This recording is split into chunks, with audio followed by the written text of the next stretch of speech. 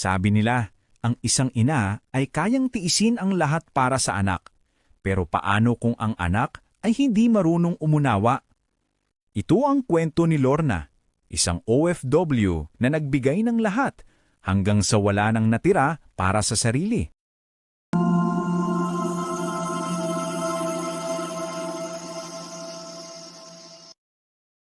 Si Lorna ay 45 years old. Nagtatrabaho bilang caregiver sa Dubai. Araw-araw siyang nag-aalaga ng matatanda, walang tulog, walang pahinga, basta makapagpadala lang ng pera sa anak niyang si Ralph na naiwan sa Pilipinas kasama ng kanyang lola. Anak, ayan na ulit yung padala ni Mama ha. Mag-aral kang mabuti para di ka na maghirap tulad ko.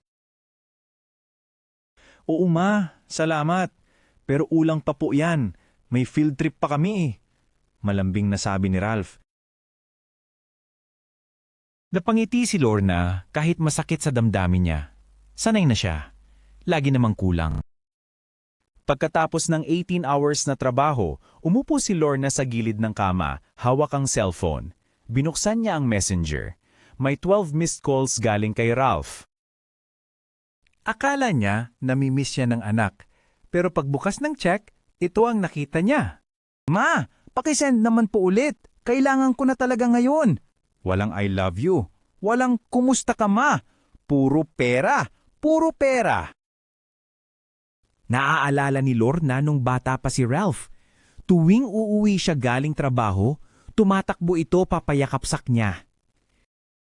Ngayon, tila wala na siyang anak, kundi isang taong marunong lang humingi ng humingi.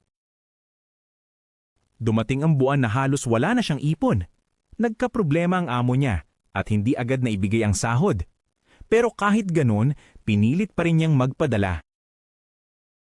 Kahit yung para sa gamot ko, ipadala ko na lang.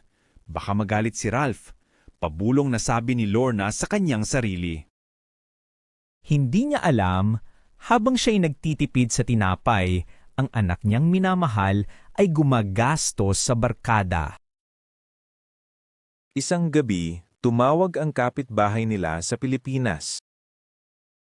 Lorna, anak mo, lagi kong nakikita sa computer shop, hindi pumapasok. Sabi ng kapitbahay na nagmamalasakit sa kanya. Nanlamig si Lorna.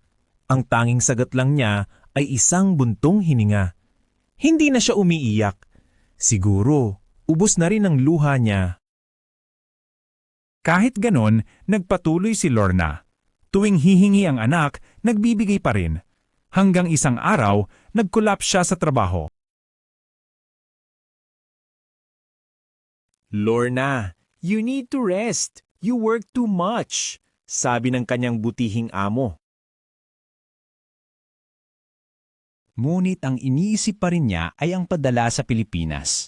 Baka magalit si Ralph kung walang pera ngayon. Bago siya nadala sa ospital, sumulat siya ng liham para sa anak niya. At isinend lang ito sa messenger ni Ralph. Anak, hindi ako perpektong ina, pero lahat ng pagod ko para sa iyo. Sana balang araw, maintindihan mo na hindi ako bangko. Tao rin ako, napapagod, nasasaktan, pero nagmamahal ng walang hanggan. Nang makalabas si Lorna sa ospital, nagdesisyon siyang tigilan muna ang pagpapadala ng sobra. Pinadalhan lang niya lang sapat si Ralph. Noong una, nagalit ang anak. Pero paglipas ng ilang buwan, unti-unting na-realize ni Ralph ang halaga ng sakripisyo ng kanyang ina. Ngayon, si Ralph ay nagtatrabaho na rin. Tuwing tatawag siya sa ina, hindi na siya humihingi ng pera. Bakos, ito na ang sinasabi niya. Ma, ako naman ngayon. Ako na magpapadala sa iyo, sabi ni Ralph sa mama niya. Salamat anak. Yan lang ang pangarap ko na maayos ang buhay mo. Na matuto ka sa iyong sarili para pag wala na ako ay kayang-kaya mo na.